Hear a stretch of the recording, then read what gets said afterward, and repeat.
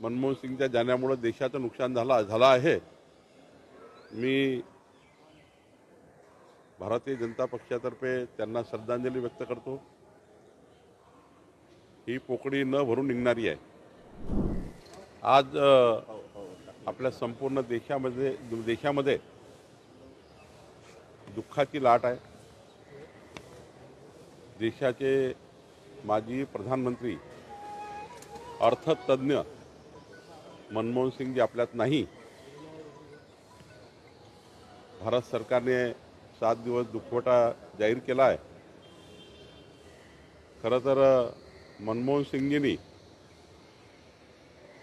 या देशाला आर्थिक घडी बसवण्याचं काम केलं। अत्यंत संवेदनशील, शांतपणे आणि सर्वांना सांभाळून आणि एक आदराचं स्थान निर्माण करण्याचं काम मनमोहन सिंग यांनी केलं। मनमोहन सिंगच्या जाण्यामुळे देशाचं नुकसान झालं आहे। मी भारतीय जनता पक्षातर्फे त्यांना श्रद्धांजली व्यक्त करतो। ही पोकळी न भरून निघणारी आहे। पण त्यांनी जे विचार या ठिकाणी मांडले आहेत, त्यांनी जे अर्थतज्ञ आम्हाला अर्थ ज्ञान दिला आहे देशाला, विकसित भारताचा संकल्प जो मोदीजींनी केला आहे, त्या संकल्पाला जेव्हा पुढे नेताना मोदीजींनी सुद्धा मागच्या काळात ज्या व्यक्तिमत्वानी त्या क्षेत्रामध्ये उत्कृष्ट काम केलं, त्या क्षेत्रातलं काम घेऊन पुढे नेण्याचं काम मोदीजी करतायत।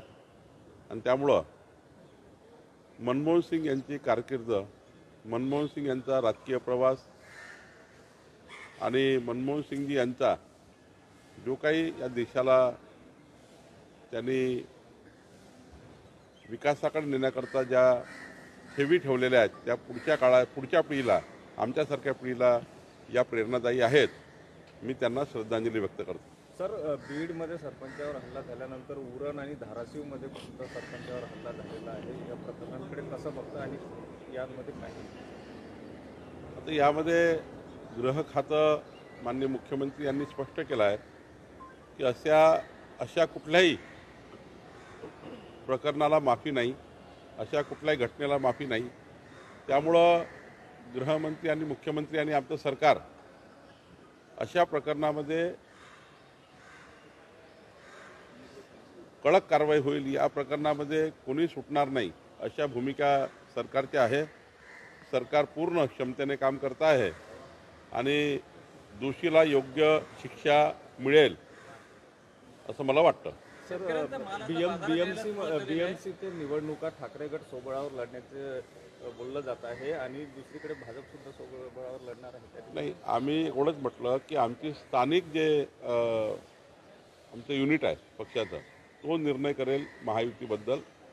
बाकी राहिला उद्धव ठाकरेंचा, त्यांच्या पक्षाचा निर्णय घ्यायचा अधिकार त्यांना आहे। त्यांच्या पक्षाबद्दल मी बोलू शकणार नाही।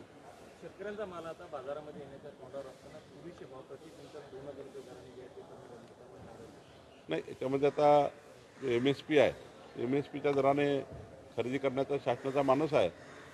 ही जे आपण सांगताय ते मी या ठिकाणी तपासून घेतो आणि सरकारकडे पाठवतो। पालकमंत्री पदावर रस्सीखेच सुरू असताना नेमका नागपूरचा पालकमंत्री कोण पुन्हा ती माल तुमच्याकडे टाकली? नाही, पालकमंत्री पदावर कुठलीही रस्सीखेच नाही आहे, खेच नाही आहे। आम्ही या ठिकाणी दोनदा माझी चर्चा झाली आहे, माननीय मुख्यमंत्री महोदयासोबत चर्चा झाली आहे।